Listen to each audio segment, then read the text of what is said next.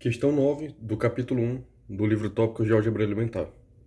Essa daqui é uma questão polêmica, eu vou resolver ela. É diferente do gabarito do livro e depois vou explicar por que eu cheguei a essa resposta. Então vamos lá. Se x está limitado entre -4 e -1, e y está limitado entre 1 e 2, então xy, o produto, e 2 sobre x, esse quociente, estão no intervalo, e aqui dá 5 intervalos, e a pergunta é onde essas operações levam esses números com essas limitações. Uma forma de ler esse intervalo aqui, quer dizer, essa limitação, é de que x está entre -4 e -1, mas aqui não é menor ou igual. Então x não pode ser igual a -4. Ele vai ser sempre maior do que -4, porque -4 é menor do que x. E x vai ser sempre menor do que -1.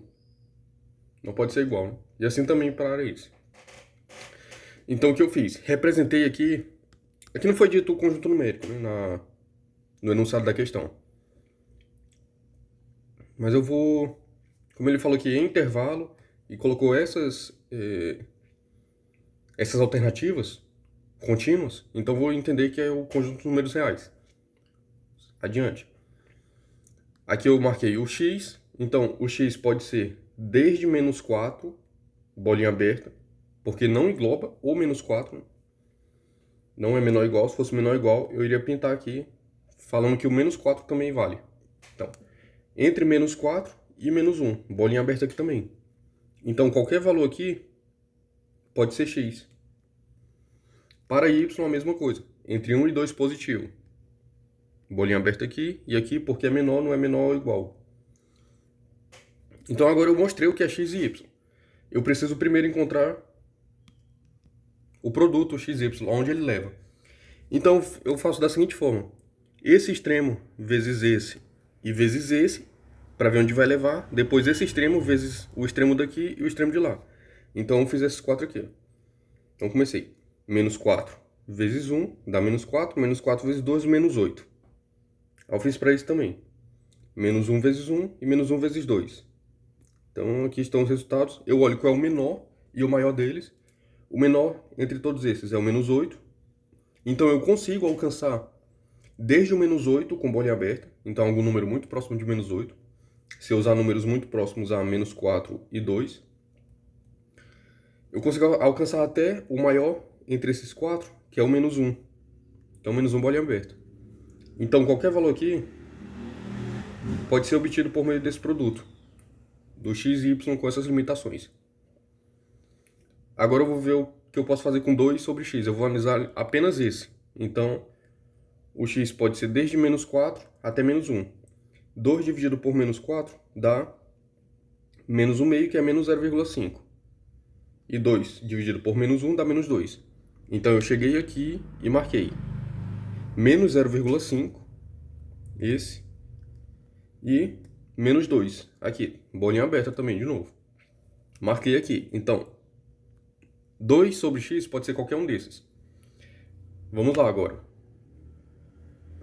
A questão mostra x, y e, esse aqui é muito importante para essa discussão, e 2 sobre x estão no intervalo. Então, os dois estão no intervalo. Eu montei mais uma reta aqui, tracei desde esse limite, que pega aqui dentro, até esse limite aqui, a partir desse ponto, que vai pegar aqui dentro também.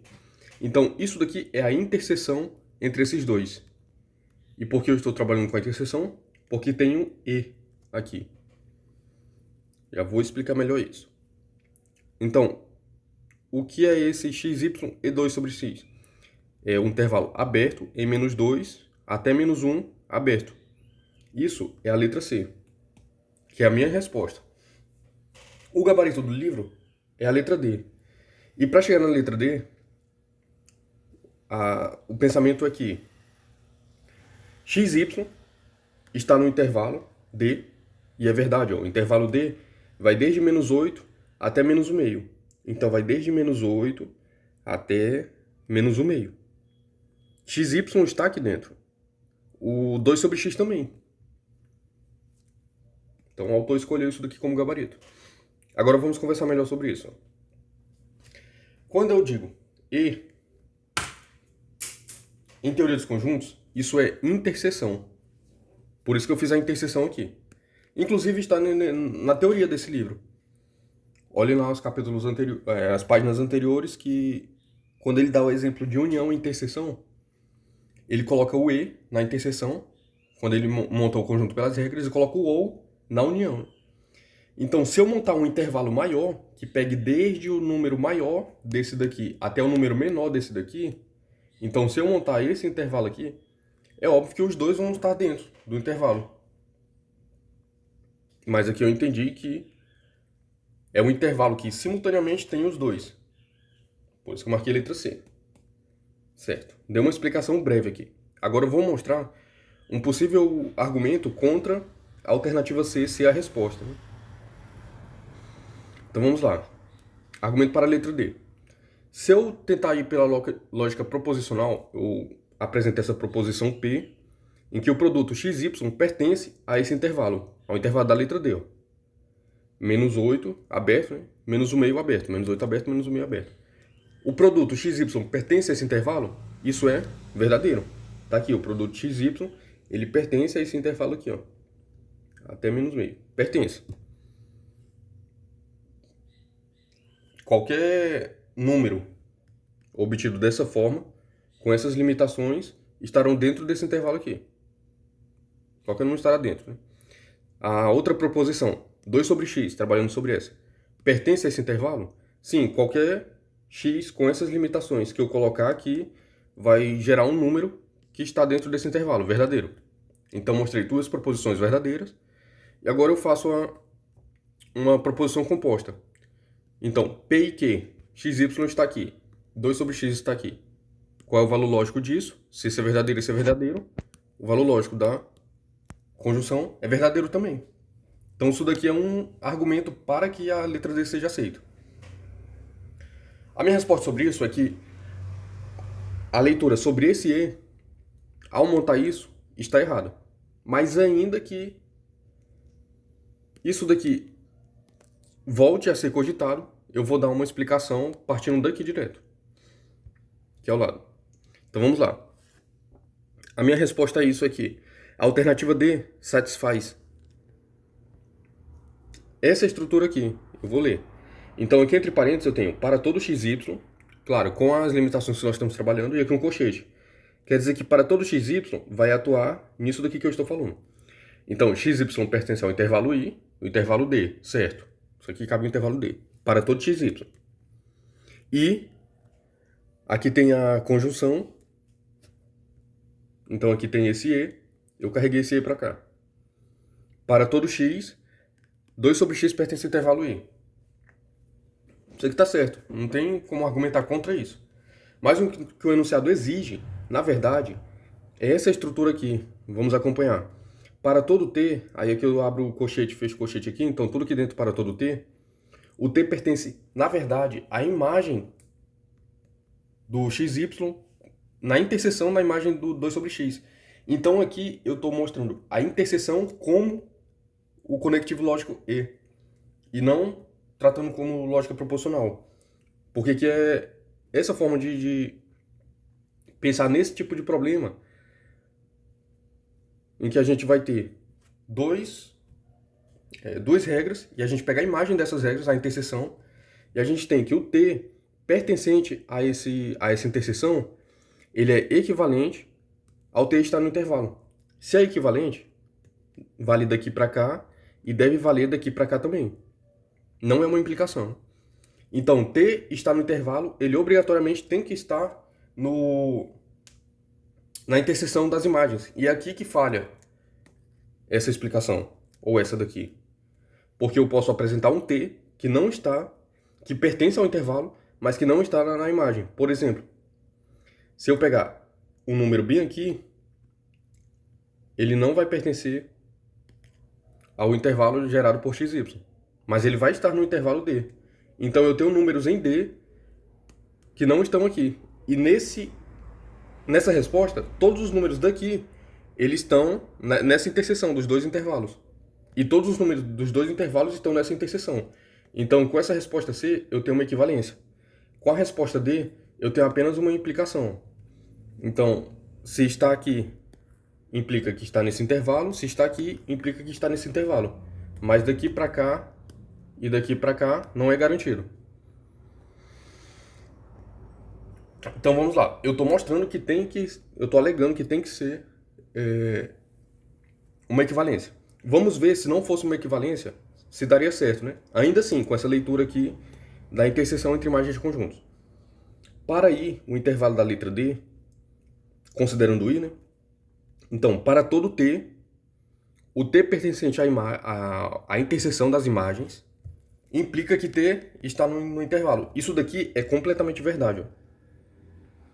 Então, qualquer T, para todo T, que esteja na interseção, T está no intervalo dado pela alternativa D. Então, vamos lá. Para qualquer T aqui dentro, o T está nessa alternativa. Até porque ela é maior. Ela vai desde aqui até aqui. Então, mostrei essa interpretação que eu disse que não concordo com essa, que tem que ser essa. E aqui deu certo com a implicação. Agora eu vou mostrar como a volta não funciona. Não é uma bi-implicação, né? Então agora eu vou partir de um T que pertence ao intervalo e ver que isso não implica que o T esteja na interseção entre as imagens. Vamos lá. Eu vou pegar um T que pertence ao intervalo I. Então T pertence a I, só que ele está em um subconjunto conveniente de I. Olha só. Eu pego o conjunto I e subtraio dele a interseção entre as imagens. Quando eu subtraio a interseção das imagens em I, o que sobra é o complementar da interseção em relação a I. Esse complementar é um subconjunto de I. Então eu continuo com T aqui dentro. Essa diferença está contida dentro do próprio conjunto I. Então peguei um valor T, vamos lá, na reta. Peguei um valor T, por exemplo, aqui, perto de menos 1/2. Ele está no complementar de todo esse conjunto aqui em relação a esse, ó. Então qualquer coisa que está aqui, por exemplo, se eu pegar o menos 4, ele atende isso daqui, essa primeira parte. Então vamos lá. Isso, justamente por já ter retirado essa interseção entre as imagens, já garante que não há implicação para esse T estar nas imagens. Porque eu já escolhi um conjunto para representar isso de forma conveniente. Então aqui não houve a volta, né? Só a ida. E aqui eu falei que tem que ter a ida e a volta. Agora ficaram algumas questões pendentes na minha argumentação. Primeiro, eu tenho que argumentar contra isso daqui, realmente se a interpretação for correta. E eu tenho que argumentar contra... eu tenho que argumentar a favor da equivalência aqui. Não pode ser uma implicação. Que a gente viu, se escolher uma implicação, deu certo para esse intervalo, mas deu errado na volta.